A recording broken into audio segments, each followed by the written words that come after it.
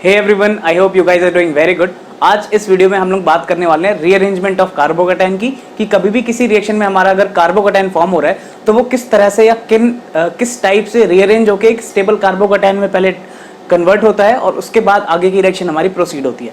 ये चीज समझनी बहुत इंपॉर्टेंट है। इस पे बेस क्वेश्चन तो पक्का आएगा ही आएगा। जैसे कि अपन ने लास्ट केस में देखा था SN1 मैकेनिज्म, जब हम पढ़ रहे थे तो हमने देखा था कि वहां पे दो स्टेप में रिएक्शन डिवाइडेड थी। फर्स्ट स्टेप में हमारा बन रहा था कार्बोकैटायन और उसकी स्टेबिलिटी, उस कार्बोकैटायन की स्टेबिलिटी जनरली हमारी डिसाइड कर रही थी कि रेट ऑफ रिएक्शन या फिर रेट ऑफ SN1 मैकेनिज्म कितनी फास्टर होगी, है ना। तो यही चीज होती है कि कभी भी कार्बोकैटायन फॉर्म होता है ना तो वो रीअरेंज होकर किसी स्टेबल कार्बोकैटायन में पहले तो कन्वर्ट हो जाता है। ठीक है, तो अब देखो, अगर मैं जनरल बात करूं एक, तो किसी भी ऑर्गेनिक मॉलिक्यूल की रिएक्शन जब हम एसिड्स के साथ कराते हैं तो वहां पे कार्बोकैटायन फॉर्म होता है। अभी करके देखेंगे अपन, ठीक है। तो ये बात तो पहली आ गई। अब देखो, कभी भी कार्बोकैटायन फॉर्म हो रहा है तो कितनी तरीके से वो रीअरेंज कर सकता है और क्या क्या फैक्टर अपने को चेक करने होते हैं वो समझ लेते हैं अपन। कभी भी कार्बोकैटायन फॉर्म हुआ तो अगर वो एक रिंग सिस्टम है, 6 मेंबर्ड, 4 मेंबर्ड, 5 मेंबर्ड, 7 मेंबर्ड, कोई भी रिंग सिस्टम है सपोज वो, तो वहां पे दो पॉसिबिलिटी आती है, रिंग कॉन्ट्रैक्शन की या फिर रिंग एक्सपेंशन की। रिंग एक्सपेंशन क्या होता है कि रिंग का साइज एक्सपेंड हो जाए।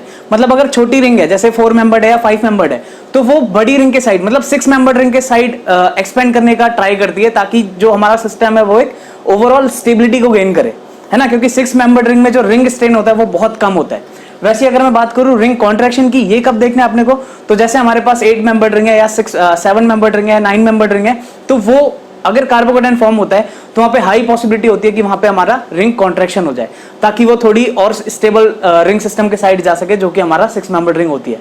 ठीक है, ये बात पहले अपने को देखनी है। सबसे पहली पॉसिबिलिटी चेक करनी है कि कार्बोकैटायन बनने के बाद क्या वहां पे रिंग कॉन्ट्रैक्शन की पॉसिबिलिटी है या फिर रिंग एक्सपेंशन की पॉसिबिलिटी है। अगर ये पॉसिबिलिटीज हैं तो हमें सबसे पहले स्टेप में वही चीज करानी है। ठीक है, अभी एग्जांपल लेके अपन इसको और अच्छे से समझेंगे। ठीक है, तो फर्स्ट स्टेप था ये, अगर ये चीज पॉसिबल नहीं है, रिंग एक्सपेंशन या फिर रिंग कॉन्ट्रैक्शन पॉसिबल नहीं है, देन वहां पे क्या होता है, रीअरेंजमेंट की पॉसिबिलिटी होती है। कि जैसे सपोज मेरा अगर कोई 2 डिग्री कार्बन है और एक हाइड्रोजन बगल वाले से हटा के मैं उस कार्बन पे लगा दूं और वो कार्बोकैटायन एक 3 डिग्री कार्बोकैटायन में शिफ्ट हो जाए या फिर 1 डिग्री से 2 डिग्री में शिफ्ट हो जाए, तो वहां पे पॉसिबिलिटी आती है कि तो वहां पे होता है हमारा रीअरेंजमेंट और वो कार्बोकैटायन एक स्टेबल कार्बोकैटायन की साइड शिफ्ट हो जाता है। तो मतलब दूसरे नंबर पे अपने को चेक करना है कि वहां पे रीअरेंजमेंट की पॉसिबिलिटी है या नहीं है। अगर रीअरेंजमेंट की पॉसिबिलिटी है तो रीअरेंजमेंट कराना होता है, अदरवाइज हम आगे स्टेप पे चलते हैं। आगे स्टेप क्या, अगला स्टेप क्या है, इंट्रामोलिक्यूलर रिएक्शन। इंट्रामोलिक्यूलर रिएक्शन क्या होती है, जैसे सपोज मेरा कार्बोकैटायन फॉर्म हुआ और वो कोई लंबी सी कार्बन की चेन है और उस कार्बन चेन में कहीं पे कोई न्यूक्लियोफिलिक सेंटर है, जैसे कि कोई पाई बॉन्ड हो सकता है या फिर कोई ऐसा हेटेरो एटम हो सकता है जिसपे लोन पेयर ऑफ इलेक्ट्रॉन हो या फिर कोई नेगेटिव चार्ज प्रेजेंट हो। तो वहां पे उस न्यूक्लियोफिलिक सेंटर और उस कार्बोकैटायन के बीच में बॉन्ड फॉर्मेशन हो जाता है। ठीक है, एक तरह से अपन इंट्रामोलिक्यूलर रिएक्शन को रिंग फॉर्मेशन स्टेप भी कह सकते हैं। ठीक है, अगर मेरे मॉलिक्यूल में ये पॉसिबिलिटी भी नहीं है तो फिर वहां पे हो जाती है हमारी इंटरमॉलिक्यूलर रिएक्शन। इंटरमॉलिक्यूलर रिएक्शन मतलब जो हमारा कार्बोकैटायन बना है वो हमारे रिएक्शन मिक्सचर में प्रेजेंट किसी दूसरे, उस मॉलिक्यूल से किसी दूसरे मॉलिक्यूल जहां पे न्यूक्लियोफिलिक सेंटर है उसके साथ रिएक्ट करके बॉन्ड बना ले और हमारा फाइनल प्रोडक्ट बन जाए। तो ये सारी चीजें अपने को, ये 3 बातें बेसिकली ध्यान में रखनी है, रिंग एक्सपेंशन या कॉन्ट्रैक्शन, रीअरेंजमेंट या फिर इंट्रामोलिक्यूलर रिएक्शन। एक एक करके हर एक एग्जांपल लेके देखते हैं इसका और समझते हैं कि ये चीजें कहां से आई और हमें कहां पे ध्यान रखनी है क्वेश्चन करते टाइम। सबसे पहले पॉइंट को अपन डिस्कस करते हैं जो कि है रिंग एक्सपेंशन। ठीक है, अब ये चीज अराइज कहां से हुई या फिर कैसे समझा इसको लोगों ने कि रिंग एक्सपेंशन होती भी है या पॉसिबल होती है, या फिर कार्बोकैटायन जब भी बनता है तो रीअरेंज करता है। तो इसकी स्टडी कुछ इस तरह से हुई, जैसे हमारा ये साइक्लोब्यूटेन रिंग है विद अल्कीन, हमारा इसमें एक अल्कीन पार्ट है जो कि एक सब्स्टिट्यूएंट है। इसकी रिएक्शन कराई हमने एक एसिड के साथ, उस एसिड का नाम था HBr, है ना। उस एसिड का नाम था HBr। अब होगा क्या, जैसे ये HBr एक इलेक्ट्रोलाइट है और ये एक अल्कीन है, तो अपन पहले भी देख चुके हैं कि यहाँ पे एक सिंपल एडिशन रिएक्शन होनी चाहिए, और अगर यहाँ पे सिंपल एडिशन रिएक्शन होती जो नॉर्मली होती है तो वो कैसी होती कि ये डबल बॉन्ड ब्रेक हो जाता, एक कार्बन पे मेरा हाइड्रोजन लग जाता, दूसरे कार्बन पे मेरा ब्रोमीन अटैच हो जाता। मतलब कुछ ये प्रोडक्ट बनना चाहिए था इसका, हम लोग यही मान के चल भी रहे थे कि इसका ये प्रोडक्ट बनेगा। लेकिन जब इसकी फाइनल रिएक्शन में जो प्रोडक्ट निकल के आया, उसकी जब अपन ने टेस्टिंग करी और उसके बारे में पता चला उसका मॉलिक्यूलर स्ट्रक्चर, तो वो ये प्रोडक्ट था, ये प्रोडक्ट तो बना ही नहीं। तो यहां से बात हुई कि कुछ तो गलत हो रहा है, कुछ तो हो रहा है ऐसा जिसकी वजह से हमारा प्रोडक्ट चेंज हो रहा है। तब वहां से ये सारी बातें क्लियर आई थी कि रिंग एक्सपेंशन भी कोई चीज होती है, रिंग कॉन्ट्रैक्शन कोई चीज होती है, और रीअरेंजमेंट ऑफ कार्बोकैटायन भी कोई चीज कंसेप्ट होता है। ठीक है, अब देखो, अब तुम्हें समझना कैसे है ये। सबसे पहले अगर मैं इस रिएक्शन की मैकेनिज्म पे चलूं, अब देखो जैसे ये हमारे पास अल्कीन है, इसमें ये जो अल्कीन पार्ट है ये कैसा है, एक न्यूक्लियोफिलिक पार्ट है, और इसकी जब रिएक्शन अपन HBr के साथ करा रहे हैं तो HBr में कुछ ऐसा पोलराइजेशन है जिसकी वजह से हाइड्रोजन एक इलेक्ट्रोफिलिक पार्ट बन गया इसका, मतलब इसका अटैक सीधा सीधा अपन हाइड्रोजन पे दिखा के यहाँ से ब्रोमीन को रफा दफा कर दें और यहाँ से बन जाएगा हमारा एक। अच्छा, अब ये है हमारा अल्कीन, है ना, अल्कीन में है 2 इलेक्ट्रॉन, उसने हाइड्रोजन के साथ बॉन्ड बनाया, मतलब इस कार्बन और इस कार्बन के पास, मतलब क्या था, इन दोनों कार्बन के बीच में एक बॉन्ड था जो कि डबल बॉन्ड था जिसमें 2 इलेक्ट्रॉन्स थे, वो डोनेट होके बॉन्ड बना रहे हैं, ठीक है। अब मतलब एक कार्बन तो ऐसा हो गया ना जिसके ऊपर पॉजिटिव चार्ज आया, अब वो कार्बन कौन सा होना चाहिए जिसके ऊपर पॉजिटिव चार्ज आए, तो सीधी सी बात है जो कि ज्यादा स्टेबल है। मतलब फर्स्ट स्टेप में कभी भी अपने को कभी कार्बोकेटाइन जनरेट कराना है तो हम वही कार्बोकेटाइन जनरेट करेंगे जो सबसे ज्यादा स्टेबल हो उन दोनों कार्बन के कंपैरिजन में, है ना। जैसे अगर मैं इस कार्बन पे पॉजिटिव चार्ज बनाता तो उसके पास CH2 ग्रुप होता जिसका हाइपर कॉन्जुगेशन सिर्फ 2 ही हाइड्रोजन कर सकते, लेकिन अगर यहाँ पे कार्बोकेटाइन बनाए तो एक सेकेंडरी कार्बन पे बना हुआ है और इसके बगल वाले कार्बन पे 3 हाइड्रोजन है और इस कार्बन पे 1 हाइड्रोजन है, मतलब टोटल 4 अल्फा हाइड्रोजन हो गए, जिसकी वजह से इस कार्बोकेटाइन की स्टेबिलिटी थोड़ी सी ज्यादा हो गई due to more hyper conjugation. Okay, मतलब पहले स्टेप में तो ये बन गया। ओके, अब देखो सबसे पहले क्या देखना था अपने को, रिंग एक्सपेंशन या रिंग कॉन्ट्रैक्शन। ये एक 4 मेंबर्ड रिंग है और अगर यहां से मेरा रिंग एक्सपेंड हो जाए तो वहां पे हमें 5 मेंबर्ड रिंग बनती दिखेगी, मतलब बहुत अच्छी बात है, रिंग स्ट्रेन कम होगा, सिस्टम हमारा स्टेबलाइज हो जाएगा थोड़ा, है ना। अब देखो रिंग एक्सपेंशन अपने को करानी कैसे है, जो भी कैटायन है इसके साइड वाले कार्बन का कोई एक बॉन्ड, जैसे या तो ये बॉन्ड हो गया या फिर ये बॉन्ड हो गया, इन दोनों बॉन्ड में से कोई एक बॉन्ड माइग्रेट करके इस कार्बन पे जाएगा, है ना। जैसे सपोज हम लोग इस वाले बॉन्ड को ले लेते हैं। अच्छा, अब दोनों में से कौन सा माइग्रेट करेगा ये डिपेंड करता है इन कार्बन पे लगे हुए सब्स्टिट्यूएंट्स पे। जैसे इस केस में इस कार्बन पे दोनों हाइड्रोजन है ना, तो दोनों बॉन्ड की, इस बॉन्ड की और इस बॉन्ड, दोनों बॉन्ड के माइग्रेट करने की टेंडेंसी सेम है। अगर इन केस यहाँ पे CH3 होता एक साइड पे, एक कार्बन पे, दूसरे पे नहीं होता, तो फिर जो बल्कियर ग्रुप है वो इसके माइग्रेशन को हिंडर करता, है ना, इतना इजीली वो फिर बॉन्ड वहां पे माइग्रेट नहीं कर पाता, और मतलब वहां पे जो रिंग एक्सपेंशन है वो उस कार्बन से होती जिसपे लेसर हिंडर्ड ग्रुप्स प्रेजेंट हो। ओके, पहली बात तो ये देखना ध्यान में। अब देखो एक्सपेंशन कराते टाइम क्या हुआ, ये जो 2 इलेक्ट्रॉन्स थे ये दोनों इलेक्ट्रॉन्स गए इस वाले कार्बन के साथ और इस कार्बन के बीच में बॉन्ड आ गया। इस एक्सपेंशन के बाद जो नेक्स्ट चीज हमारी नेक्स्ट स्पीसीज जो जनरेट होगी उसको बनाने के लिए सबसे बढ़िया क्या है ना, मार्क कर लो हर एक कार्बन, बहुत ईजी हो जाती चीजें। जैसे मैंने इसको फर्स्ट नंबर दिया, इसको सेकेंड दिया, इसको थर्ड दिया, इसको फोर्थ दिया और इसको 5th कार्बन दिया। अब क्या हो रहा है, 5th कार्बन और 1st कार्बन के बीच में बॉन्ड फॉर्म हो रहा है, मतलब जब रिंग फॉर्म होगी तो अपन को सीधा कोई 5 मेंबर्ड रिंग दिखेगी जिसमें 5th कार्बन और 1st कार्बन के बीच में बॉन्ड बन गया। 1st कार्बन पे एक मिथाइल ग्रुप था जो कि हमने ऐसे शो कर दिया, 2nd कार्बन का बॉन्ड ब्रेक हुआ है, ध्यान रखना है यहाँ पे, ये जो 2nd कार्बन था ना इसका बॉन्ड ब्रेक हुआ है, मतलब इसके इलेक्ट्रॉन गए हैं, तो अब इस पे क्या आएगा, एक पॉजिटिव चार्ज आएगा, मतलब इस वाले सेंटर पे जनरेट हुआ हमारा एक पॉजिटिव चार्ज 2nd कार्बन पे।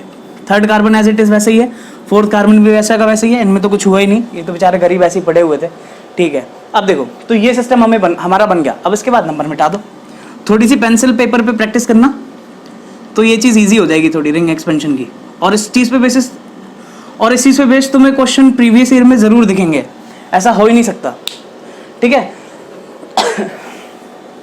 तो अब देखो अपन ने सबसे पहले क्या किया, एक कार्बोकेटाइन फॉर्म कराया, ठीक है। कार्बोकेटाइन के बाद सबसे पहले अपन ने पॉसिबिलिटी देखी रिंग एक्सपेंशन की या रिंग कॉन्ट्रैक्शन की, तो इसमें पॉसिबिलिटी थी रिंग एक्सपेंड करने की, रिंग एक्सपेंड हुई, है ना, कार्बोकेटाइन अब यहाँ पे बना। क्या अब इसके बाद अपने को क्या देखना है, रीअरेंजमेंट हो सकता है या नहीं हो सकता। रीअरेंजमेंट अपन तभी कराएंगे जब वो एक स्टेबल कार्बोकेटाइन में फॉर्म हो। जैसे मैं इस केस में देखूं, यहाँ पे एक हाइड्रोजन, यहाँ पे 2 हाइड्रोजन है और यहाँ पे 1 हाइड्रोजन है, अगर ये हाइड्रोजन इस कार्बन के साथ अटैच हो जाए तो यहाँ पे पॉजिटिव चार्ज आ जाएगा और ये कार्बन एक 3 डिग्री कार्बन है, मतलब स्टेबल कार्बोकेटाइन फॉर्म होगा, है ना। तो मतलब यहाँ पे हाँ बिल्कुल हम कह सकते हैं कि यहाँ पे रिंग जो हमारा रीअरेंजमेंट है उसकी पॉसिबिलिटी है, लेकिन कौन से हाइड्रोजन के साथ है, इस वाले हाइड्रोजन के साथ, जो हाइड्रोजन ज्यादा सब्स्टिट्यूटेड कार्बन पे लगा है। अब अगर मैं इस हाइड्रोजन को इधर मूव कर रहा हूं तो क्या होगा, सिस्टम स्टेबल होगा क्या ज्यादा, तो उसकी स्टेबिलिटी पे उतना फर्क तो पड़ नहीं रहा, अभी भी 2 डिग्री कार्बन पे बना है तब भी 2 डिग्री कार्बन पे बनेगा, है ना। तो इसीलिए जब भी अपन को रीअरेंजमेंट कराना है तो रीअरेंजमेंट तभी कराएंगे अपन जब वो कार्बोकेटाइन एक स्टेबल कार्बोकेटाइन में कन्वर्ट हो रहा हो, otherwise there will be no rearrangement. अच्छा मतलब अच्छा यहाँ पे जो मैकेनिज्म लिखते टाइम अपन लिखते हैं ना, इस स्टेप में लिखते हैं अपन एरो के ऊपर रिंग एक्सपेंशन, उसके बाद 1 2 हाइड्राइड शिफ्ट, इस बात को बहुत अच्छे से समझना, हाइड्राइड क्यों बोला है मैंने, क्योंकि यहाँ पे हाइड्रोजन अपने दोनों इलेक्ट्रॉन्स के साथ शिफ्ट हो रहा है इस कार्बन पे, मतलब इस कार्बन की इलेक्ट्रॉन डेंसिटी खत्म हुई और यहाँ पे क्या आ गया, एक पॉजिटिव, यहाँ पे क्या आएगा, पॉजिटिव चार्ज आएगा जिस सेंटर से हाइड्रोजन रीअरेंज हुआ है, जिस सेंटर से हाइड्रोजन माइग्रेट हुआ है। ओके, तो यहाँ से हमारा कुछ ये कार्बोकेटाइन फॉर्म होता हुआ दिखेगा ऐसा। अब ये कार्बोकेटाइन और ये कार्बोकेटाइन, ये 3 डिग्री कार्बन पे है और ये 2 डिग्री कार्बन पे है, इसका मतलब इसकी स्टेबिलिटी तो इससे ज्यादा होनी है और इसीलिए ये ज्यादा स्टेबल कार्बोकेटाइन है, तो यहाँ पे रीअरेंजमेंट पॉसिबल हुआ। तो इस तरह से अपने को कुछ देखना है, रिंग एक्सपेंशन, रिंग कॉन्ट्रैक्शन, फिर रीअरेंजमेंट। इसके बाद क्या देखना होता है अपने को, क्या इसके बाद का स्टेप क्या होता है कि क्या वहां पे इंट्रामोलिक्यूलर रिएक्शन की पॉसिबिलिटी है, तो क्या इस मॉलिक्यूल में कोई तुम्हें न्यूक्लियोफिलिक सेंटर दिख रहा है जो इस पे अटैक कर सके, नहीं। इसका मतलब जो हमारे रिएक्शन मिक्सचर में दूसरी चीज क्या बची थी, Br नेगेटिव। यहां से जब हाइड्रोजन अटैच हुआ तो ब्रोमीन भी तो निकला, तो वहां पे सीधा क्या होगा, तो वहां पे क्या होगा, जो ब्रोमाइड था हमारा, ब्रोमाइड आके इस कार्बन पे अटैक करके यहां पे हमारा फाइनल प्रोडक्ट बना देगा जो कि होगा हमारा ये। तो कुछ इस तरह से होती है हमारी रिंग एक्सपेंशन। बहुत जरूरी पॉइंट डिस्कस किए हमने यहाँ पे, इसको ध्यान से रखना और इसकी प्रैक्टिस करके देखना, क्वेश्चन उठा के रैंडमली, ठीक है, अपने प्रीवियस ईयर सॉल्व क्वेश्चन से या फिर किसी भी MS चौहान बुक से या फिर बहुत सारी बुक्स आती हैं, कहीं से भी तुम्हें क्वेश्चन मिल जाए इस चीज पे तो उसे सॉल्व करना चालू करो। ऑर्गेनिक केमिस्ट्री में यही है, तुम अगर रिएक्शन मैकेनिज्म्स के साथ अगर रिएक्शन को कराते हो, समझते हो, तो पॉसिबिलिटी हाई होती है कि तुम जब एग्जाम में आने वाले क्वेश्चन है उनका करेक्ट आंसर करोगे। अगर तुम मैकेनिज्म बिना समझे चीजों को ऐसे ही रट लेते हो या फिर तुम कोई ट्रिक लगा लेते हो, तो ऑर्गेनिक केमिस्ट्री ना धोखा देगी तुम्हें बहुत गंदा। ऑर्गेनिक केमिस्ट्री का यही रूल है, मैकेनिज्म से पढ़ोगे, बेसिक्स क्लियर करके पढ़ोगे तो क्वेश्चन तुम्हारा सही होना है, अदरवाइज तुम ट्रिक्स के पीछे भागोगे, शॉर्टकट के पीछे भागोगे तो ऑर्गेनिक में शॉर्टकट काम नहीं करते, ठीक है, इस बात को ध्यान में रखना। रिंग कॉन्ट्रैक्शन को समझने के लिए अपन एक एग्जांपल लेते हैं, जहां पे अगेन हमने इलेक्ट्रोलाइट लिया HBr, उसकी रिएक्शन करवाई है हमने एक 7 मेंबर रिंग के साथ, मतलब साइक्लोहेप्टीन हो गया ये, है ना। अब क्या होगा रिएक्शन में, सीधी सी बात है, तुम्हें न्यूक्लियोफिलिक सेंटर दिख गया, तुम्हें इलेक्ट्रोफिलिक सेंटर दिख गया, इसके बीच में तुमने अटैक दिखा के यहाँ से ब्रोमीन को भगा दिया, यहाँ से जनरेट हुआ अपना क्या, कार्बोकेटाइन। किसी भी कार्बन पे बना सकते हैं अपन कार्बोकेटाइन, किसी भी एक हाइड्रोजन को किसी भी कार्बन पे लगा दो, क्योंकि यहाँ पे तो चीज सिमेट्रिकल है ना, दोनों कार्बन सिमेट्रिकल है। अगर कार्बन सिमेट्रिकल नहीं होते तब अपने को कंसिडर करना होता कि कौन से कार्बन पे ज्यादा स्टेबल कार्बोकेटाइन बन रहा है, तब हम उस केस में वहां पे कार्बोकेटाइन बनाते हैं। अब कार्बोकेटाइन फॉर्म हो गया हमारा, कितनी मेंबर्ड रिंग है, 7 मेंबर्ड रिंग है। अगर रिंग इसकी कॉन्ट्रैक्ट हो जाए तो वो कितने मेंबर्ड रिंग में चेंज हो जाएगी, 6 मेंबर्ड रिंग में, है ना। 6 मेंबर्ड रिंग काफी स्टेबल होती है क्योंकि उसके जो एंगल्स आते हैं हमारे वो लगभग 109 डिग्री 28 मिनट, जो कि एक रेगुलर टेट्राहेड्रल एंगल होना चाहिए हमारा, उसके करीब आते हैं, बहुत क्लोज होते हैं। इस वजह से जो 6 मेंबर्ड रिंग होती है ना वो बहुत ज्यादा स्टेबल होती है, ठीक। अब देखो रिंग कॉन्ट्रैक्शन कराने के लिए क्या करना पड़ेगा अपने को, जैसे ये जो जिसपे कार्बोकेटाइन है उसका नेक्स्ट वाला कार्बन का रिंग वाला बॉन्ड, मतलब ये वाला बॉन्ड या फिर ये वाला बॉन्ड जो मैंने डार्क कर दिया थोड़े, इन दोनों बॉन्ड में से कोई एक बॉन्ड माइग्रेट होके इस कार्बन पे जाएगा, ठीक है। जैसे मैंने नीचे वाले को कर दिया यहाँ पे माइग्रेट, वो यहाँ पे भी वही चीज देखनी होगी। ये तो चीज सिमेट्रिकल है हमारी, यहाँ पे दोनों हाइड्रोजन है, इस कार्बन पे भी दोनों हाइड्रोजन है। अगर यहाँ पे कोई CH3 ग्रुप होता या फिर अनसिमेट्रिकल होते तो सिंपल सी बात है, वही बॉन्ड माइग्रेट करेगा जिस बॉन्ड में बल्क कम है, जिस बॉन्ड के साथ सब्स्टिट्यूएंट हमारे बल्कि नहीं है ना, वो ज्यादा ईजी होगा। अब सीधी सी बात है यार, ये तो समझ लो बिग शो और रीमिस्टीरियो की रेस होगी तो रीमिस्टीरियो जीतेगा ना, बिग शो थोड़ी जीत जाएगा। यहां से ये बॉन्ड ब्रेक हुआ, अब इसको वापस से अपने को जब 6 मेंबर रिंग कॉन्ट्रैक्ट कर रहे हैं ना, तो अगेन वही चीज सबसे ज्यादा हेल्पफुल होती है कि हम हर एक कार्बन को नंबरिंग कर लें, हर एक कार्बन की, और उसके बाद उसको कॉन्ट्रैक्ट कराएं। जैसे यहाँ पे अगर मैं नंबरिंग कर लेता हूँ इनकी 1 2 3 4 5 6 और 7 कार्बन। अब देखो यहाँ पे क्या हो रहा है, 2 और 3 के बीच का बॉन्ड माइग्रेट हो रहा है 1 पे, मतलब अब जो बॉन्ड बनेगा वो 3rd और 1st कार्बन के बीच में बनेगा और 2nd कार्बन ऐसा रिंग से बाहर आ जाएगा, है ना। तो मतलब यहाँ से 1 3 4 5 6 7, अब टोटल कार्बन कितने हो गए, 6 कार्बन हो गए। मतलब जो नेक्स्ट रिंग बनेगी वो कितने मेंबर्ड की बनेगी, 6 मेंबर्ड रिंग बनेगी। किसके बीच में बना बॉन्ड, 1st और 3rd कार्बन के, 4th 5th 6th और 7th, इस टाइप से मार्क कर लिया अपन ने। अब क्या हुआ था, 3rd कार्बन और 2nd कार्बन का बॉन्ड ब्रेक हुआ और ये कुछ ऐसा दिखा सकते हैं अपन, और 1st वाले कार्बन पे 2nd कार्बन भी है, मतलब यहाँ पे एक CH3 ग्रुप भी प्रेजेंट है पहले से ही, ठीक है। अब देखो एक बात और ध्यान रखना, यहाँ पे जब बॉन्ड ब्रेक हुआ तो 3rd और 2nd का ब्रेक हुआ, और 3rd का तो बन गया लेकिन 2 का तो नहीं बना। इसका मतलब 2nd वाला कार्बन जो ऊपर यहाँ पे बना है, इस पे एक कैटायन भी तो आएगा, है ना। तो इस टाइप से मार्क करके जब भी तुम रिंग एक्सपेंशन या रिंग कॉन्ट्रैक्शन करोगे ना, तो वो उसमें तुम्हारी गलती होने की बहुत कम चांसेस होती हैं। तो ऐसे कर लेंगे अपन। अब मैं वापस से इसको बनाता हूँ विदाउट मार्किंग।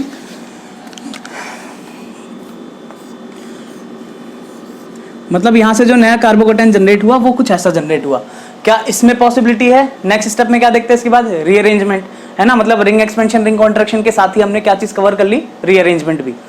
उसकी भी एग्जांपल ले लेंगे और वैसे जहाँ पे हमारे रिंग एक्सपेंशन या रिंग कॉन्ट्रैक्शन ना हो रहा हो, ठीक है। अब देखो क्या यहाँ पे पॉसिबिलिटी है रीअरेंज करके एक स्टेबल कार्बोकैटायन की बनने की? बिल्कुल। अगर मैं इसके बगल साइड वाले कार्बन का हाइड्रोजन देखूं, तो ये हाइड्रोजन अगर इसमें माइग्रेट हो जाए तो क्या होगा? एक 3 डिग्री कार्बोकैटायन जनरेट होगा, जो कि इस कार्बोकैटायन से तो हर कीमत पे ज्यादा स्टेबल है। मतलब यहाँ पे अगेन 1-2 हाइड्राइड शिफ्ट, है ना। अभी हाइड्राइड शिफ्ट क्या होता है बताया था? H माइनस पूरा माइग्रेट कर रहा है, H with its electrons, H with the bonding electrons, it's migrating onto this carbocation. So there will be another carbocation generated on the carbon which was earlier connected with the hydrogen. So यहाँ पे carbocation generate हुआ जो कि एक 3 degree carbocation है, जो कि stable है। ऐसे ही हमें रिएक्शन में अलग अलग रिएक्शन में देखना पड़ेगा और इन सारे फैक्टर को देखते हुए हमें प्रोडक्ट बनाना पड़ेगा। अब यहाँ पे कार्बोकैटायन जनरेट हुआ, क्या इसके बाद क्या स्टेप था हमारा? Intramolecular reaction. क्या पॉसिबिलिटी है? क्या इसमें कोई न्यूक्लियोफिलिक सेंटर है? नहीं है। क्या होगा? Intermolecular reaction. इंटरमोलिकुलर रिएक्शन किसके बीच में होगी? ब्रोमीन निकला था यहाँ पे Br माइनस, वो ब्रोमाइड आयन आके यहाँ पे अटैक करके बना लेगा बॉन्ड और बन जाएगा यहाँ से हमारा प्रोडक्ट, जो कि होगा 6 मेंबर्ड रिंग, उस पर एक मिथाइल सब्स्टिट्यूएंट और एक ब्रोमीन। ये हो जाएगा हमारा फाइनल प्रोडक्ट। तो इस तरह से देखना है अपने को रिंग कॉन्ट्रैक्शन। चलते हैं अपन नेक्स्ट रीअरेंजमेंट पे। रीअरेंजमेंट समझने के लिए सबसे बढ़िया अपन एग्जांपल लेते हैं ये कोई ऐसा जहाँ पे एक टर्शियरी ब्यूटाइल ग्रुप है, वो अटैच्ड है हमारे एक डबल बॉन्ड से, ठीक है। अब अगर मैं इसकी रिएक्शन वापस से HBr के साथ कर रहा हूँ, HBr तो कॉमन से ले लिया अपन ने हर एक, ठीक है, लेकिन समझने के लिए जो भी ले लो। अब देखो यहाँ पे ये डबल बॉन्ड है, न्यूक्लियोफिलिक सेंटर है, और यहाँ पे हाइड्रोजन इलेक्ट्रोफिलिक सेंटर है। इतनी देर से बात करते आ रहे हैं, ये बात तो समझ में आ गई होगी। इसका अटैक डायरेक्टली इस हाइड्रोजन पे हो जाएगा और ये बॉन्ड ब्रेक होके ब्रोमीन पे चला जाएगा, ठीक है। यहाँ से बॉन्ड ब्रेक हुआ तो फॉर्म हुआ हमारा कार्बोकैटायन। कौन से कार्बन पे हाइड्रोजन जुड़ेगा, कौन से पे हाइड्रोजन कार्बोकैटायन जनरेट होगा, कौन से कार्बन पे कार्बोकैटायन जनरेट होगा और कौन से कार्बन पे हाइड्रोजन अटैच होगा। ये चीज तो तुम्हें अभी तक पता चल गई होगी। ज्यादा स्टेबल कहाँ पे बन रहा है कार्बोकैटायन? इस वाले कार्बन पे, because it is 2 degree carbon, है ना। अब देखो क्या इस केस में अपन इस कार्बोकैटायन को एक मोर स्टेबल कार्बोकैटायन में कन्वर्ट कर सकते हैं? तो मेरा जवाब है बिल्कुल कर सकते हैं हम। अगर यहाँ से ये CH3, ये CH3, ये 3 CH3 ग्रुप हैं, अगर इनमें से कोई एक CH3 ग्रुप अपने इलेक्ट्रॉन्स के साथ इस डबल बॉन्ड, इस पॉजिटिव चार्ज पे माइग्रेट हो जाए, तो क्या होगा? यहाँ से कार्बोकैटायन जनरेट होगा। CH3C CH3, इस कार्बन पे पॉजिटिव चार्ज आ गया, जिसपे पहले ये 3 CH3 ग्रुप लगे हुए थे। अब ये माइग्रेट करने से क्या हुआ? ये जो पॉजिटिव चार्ज बना, ये इस वाले पॉजिटिव चार्ज से तो ज्यादा स्टेबल है। क्यों? क्योंकि यहाँ पे अगर अपन देखें तो ग्रुप्स में CH3 ग्रुप है, यहाँ पे सिर्फ 3 हाइड्रोजन है जो इसको हाइपर कॉन्जुगेशन में पार्टिसिपेट करके इसको स्टेबलाइज कर रहे हैं। लेकिन इस कार्बन के पास 3+3+1 टोटल 7 हाइड्रोजन, अल्फा हाइड्रोजन हो गए, जो कि इसको हाइपर कॉन्जुगेशन के थ्रू स्टेबलाइज करेंगे। तो ये बात हो गई हमारे रीअरेंजमेंट की कि कार्बोकैटायन कब रीअरेंज होगा। अच्छा, रीअरेंजमेंट में हाइड्रोजन भी रीअरेंज कर सकता है और CH3 ग्रुप भी रीअरेंज कर सकता है, मिथाइल शिफ्ट भी हो सकता है और हाइड्राइड शिफ्ट भी हो सकता है। बस अपने को देख के चलना है कौन से केस में कौन सा होना चाहिए। अच्छा, यहाँ पे कंफ्यूजन ऐसी आ रही है कि यहाँ पे अपन ने CH3 को माइग्रेट किया, मतलब ये जो शिफ्ट था वो क्या था? 1-2 मिथाइल आयन शिफ्ट था, है ना। जैसे हाइड्राइड शिफ्ट था वैसे यहाँ पे मिथाइल आयन शिफ्ट हुआ। यहाँ पे वही चीज हुई कि CH3 अपने इलेक्ट्रॉन्स लेके इस कार्बोकैटायन पे माइग्रेट हुआ, है ना। यहाँ पे हाइड्रोजन भी तो हो सकता था, बिल्कुल हो सकता था। अब जैसे मैं इसको कंपेयर करूं, सपोज मेरे पास कोई ऐसा कार्बोकैटायन जनरेट होता, CH3C CH3H, बगल में कार्बोकैटायन CH पॉजिटिव और ये CH3। ऐसे केस में अगर हमारे पास पॉसिबिलिटी होती है, अब यहाँ पे हाइड्रोजन है और CH3 है, दोनों में से कोई भी माइग्रेट कर सकता है, तो सिंपल सी बात है, hydrogen being lesser bulkier will be more easy to migrate onto the next carbon as compared to CH3। और दूसरी बात ये भी ध्यान रखनी है कि तूने अगर CH3 को ही माइग्रेट करा दिया तो नेक्स्ट कार्बोकैटायन जो बनेगा वो तो उतना स्टेबल बनेगा ही नहीं, फिर तो बात बराबर ही होगी, है ना। तो ये चीज ध्यान रखना। सबसे पहले अपने को क्या देखना है? पॉसिबिलिटी कि हाइड्रोजन शिफ्ट हो रहा है या फिर मिथाइल शिफ्ट हो रहा है। तो यहाँ से समझने वाली बात क्या आई कि अगर हाइड्रोजन प्रेजेंट है तो अपन पहले हाइड्रोजन को माइग्रेट कराएंगे। अगर हाइड्राइड शिफ्ट की पॉसिबिलिटी नहीं है तभी CH3 तभी हमारे मिथाइल की शिफ्ट की पॉसिबिलिटी वहां पे अराइज होती है। अदरवाइज मिथाइल तब तक माइग्रेट नहीं करेगा जब तक हाइड्रोजन जब तक हाइड्रोजन प्रेजेंट है। इस बात को एकदम ध्यान से रखना समझ के, ठीक है। अच्छा, तो ये हो गया। तो ये तो कंपैरिजन कर लिया अपन ने। वापस चलते हैं अपन इस रिएक्शन पे, देखते हैं आगे क्या होने वाला है। पॉजिटिव चार्ज तो बन गया, रीअरेंज होके ज़्यादा स्टेबल भी बन गया वो। क्या यहाँ पे इसके बाद क्या देखते हैं अपन, इसके बाद देखते हैं अपन इंट्रामोलिकुलर रिएक्शन।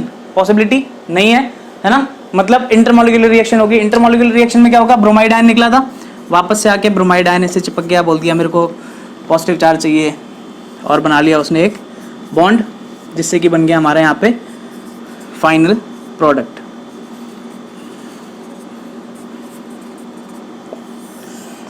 ये बना अपना इस केस में फाइनल प्रोडक्ट। तो ऐसे देखना है अपने को रीअरेंजमेंट। तो अब चलते हैं अपन एक बहुत जबरदस्त एग्जांपल की तरफ, जो तुम्हें अगर समझ में आ गया तो फिर तो रीअरेंजमेंट तुम्हें काफी हद तक समझ में आ जाने वाला है, और तुम काफी क्वेश्चन खुद से ही कर लोगे। क्या होगा इस रिएक्शन में, ठीक है। ये एग्जाम्पल है जबरदस्त, जहां पे अपन ये एक रिएक्टेंट ले रहे हैं। इस रिएक्टेंट में क्या है देखने वाली बात, एक ये अल्कीन है और एक ये अल्कीन है, मतलब more than 1 nucleophilic centre present है हमारे एक सिंगल रिएक्टेंट के अंदर। इसकी रिएक्शन करा रहे हैं अपन अगेन HBr के साथ। अगर मेरे रिएक्टेंट में एक से ज्यादा न्यूक्लियोफिलिक सेंटर हैं, और मैंने अगर एक इक्विवेलेंट में लिया है दोनों के दोनों रिएक्टेंट्स को, तो फिर इतना तो तय है कि उन दोनों रिएक्टेंट्स के जो दो पॉसिबिलिटी है रिएक्शन सेंटर हैं, उन दोनों रिएक्शन सेंटर में से कोई एक रिएक्शन सेंटर ही रिएक्ट करेगा। वो कौन सा होगा, ये समझने के लिए रिएक्टेंट को देखो जरा। जैसे जिस अल्कीन पे ज्यादा सब्स्टिट्यूशन होता है, वहां पे उस अल्कीन की जो इलेक्ट्रॉन डेंसिटी है ना, वो भी ज्यादा होती है। कैसे, जैसे ये कार्बन है, इस कार्बन पे 2 CH3 ग्रुप हैं, और ये CH ग्रुप है जिसपे एक CH2 अटैच्ड है।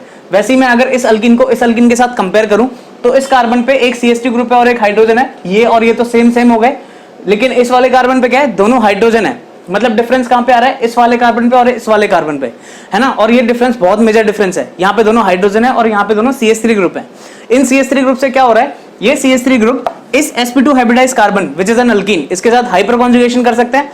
हाइपर कॉन्जुगेशन की वजह से, हाइपर कॉन्जुगेट करके ये क्या करेंगे, इसकी इलेक्ट्रॉन डेंसिटी को इंक्रीज करेंगे, मतलब प्लस एच इफेक्ट लग रहा है यहाँ पे, है ना।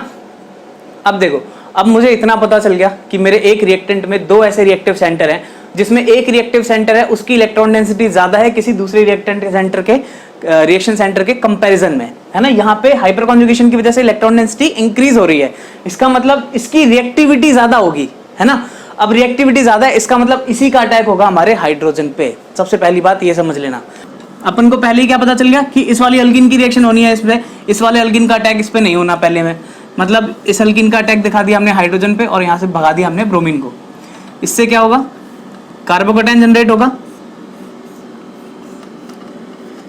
अब कार्बोकैटायन कौन से कार्बन पे जनरेट होगा, जो ज्यादा सब्स्टिट्यूटेड है, ज्यादा स्टेबल, जहां पे कार्बोकैटायन फॉर्म हो रहा है ना। अच्छा ठीक है, मतलब यहाँ पे हमने कार्बोकैटायन फॉर्म करा दिया। तो कार्बोकैटायन फॉर्म होने के बाद क्या देखते हैं, रिंग एक्सपेंशन, रिंग कॉन्ट्रैक्शन। यहाँ पे तो रिंग ही नहीं है, एक्सपेंशन कॉन्ट्रैक्शन की तो बात ही खत्म, है ना। अब देखो दूसरी बात क्या आती है, रीअरेंजमेंट की। क्या इस कार्बोकैटायन को रीअरेंज करा के दूसरे स्टेबल कार्बोकैटायन में कन्वर्ट किया जा सकता है?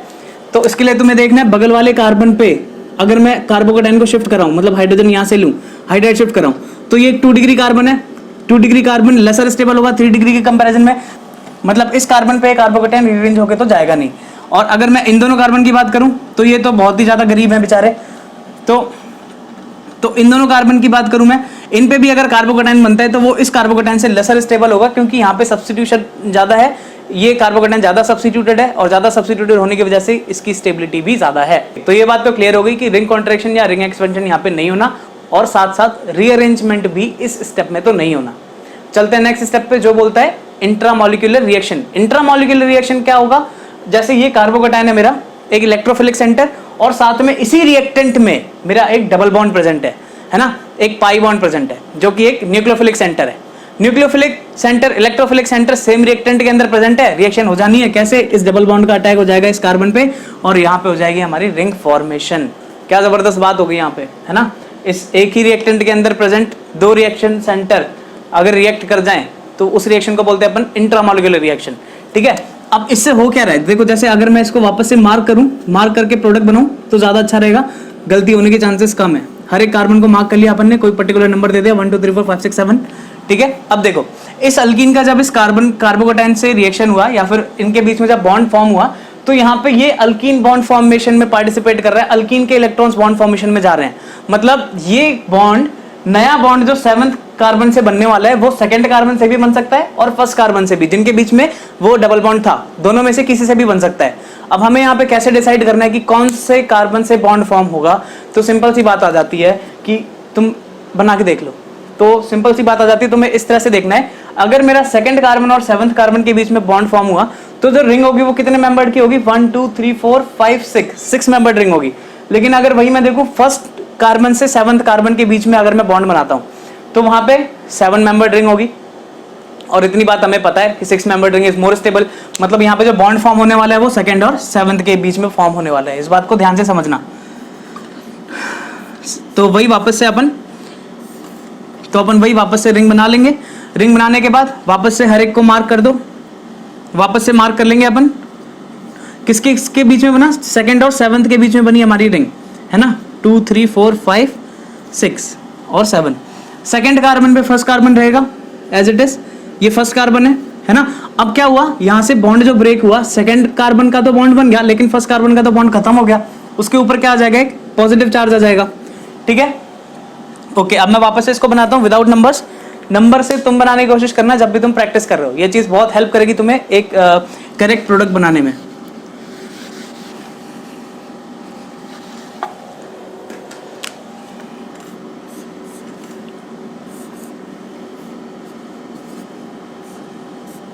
ये बन गया हमारा इसके बाद वाला स्टेप का प्रोडक्ट, है ना। यहाँ पे बने हमारे 7th पे 2 सब्स्टिट्यूएंट हैं और 1st वाले कार्बन पे पॉजिटिव चार्ज आ गया। अब देखो, अब यहाँ पे देखना होता है हमें कि क्या यहाँ पे कार्बोकेटाइन के रीअरेंजमेंट की पॉसिबिलिटी है, तो है। अगर मैं इस वाले कार्बन पे कार्बोकेटाइन को शिफ्ट कर दूं, कैसे, यहाँ से एक हाइड्रोजन को हटा के इस पे माइग्रेट करा के 1 2 हाइड्राइड शिफ्ट करा दो, तो जो कार्बोकेटाइन बनेगा वो एक स्टेबल कार्बोकेटाइन होगा, 3 डिग्री कार्बन पे फॉर्म होगा।